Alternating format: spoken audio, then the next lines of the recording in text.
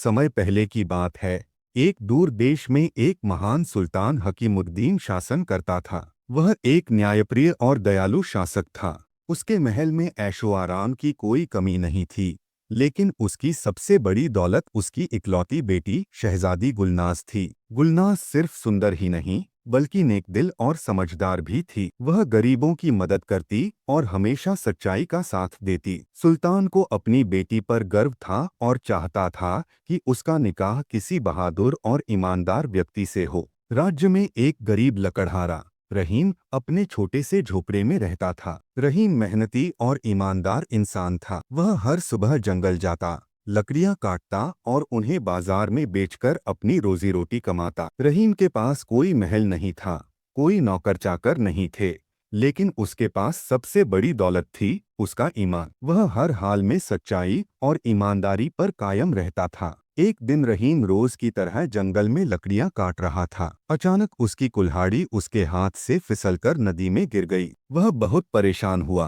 क्योंकि वही उसकी रोजी रोटी का एकमात्र जरिया थी। उसने नदी के किनारे बैठकर अल्लाह से दुआ की, या अल्लाह, मेरी मदद कर। मेरी कुल्हाड़ी के बिना मैं अपने परिवार का पेट नहीं भर सकता। अल्लाह की रहमत से एक फरिश्ता नदी से निकला और बोला, हे इंसान, तुम क्यों दुखी हो? रहीम ने उसे अपनी परेशानी बताई। फरिश्ते ने नदी में हाथ डाला और सोने की एक चमचमाती कुल्हाड़ी निकाली। क्या यह तुम्हारी कुल्हाड़ी है?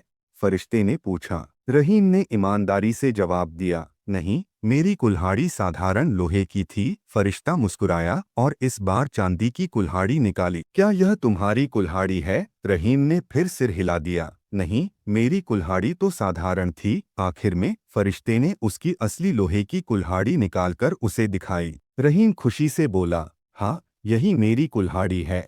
फरिश्ता उसकी ईमानदारी से प्रसन्न हुआ और उसे तीनों कुल्हाड़ियां इनाम में दे दी। जब इस घटना की खबर राज्य में फैली तो हर जगह रहीम की ईमानदारी के चर्चे होने लगे।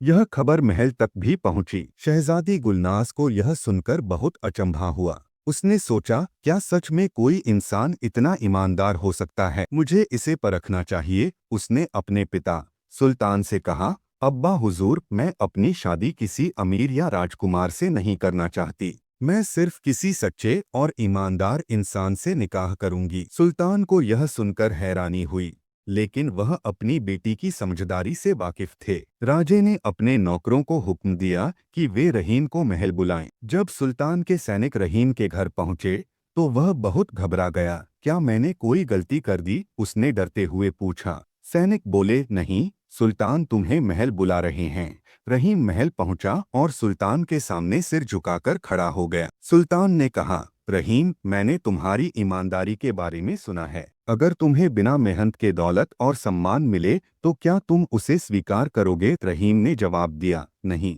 हुजूर, मैं वही स्वीकार करूंगा जो मेरी मेहनत और ईमानदारी से मिले। शहजादी यह सुनकर बहुत प्रभावित हुई। फिर शहजादी ने रहीम से कहा, अगर मैं तुमसे निकाह करना चाहूं तो क्या तुम स्वीकार करोगे? रहीम यह सुनकर हैरान रह गया। मुझे ऐसा मजाक पसंद नहीं शहजादी, मैं गरीब आदमी हूँ। आप एक सुल्तान की बेटी हैं।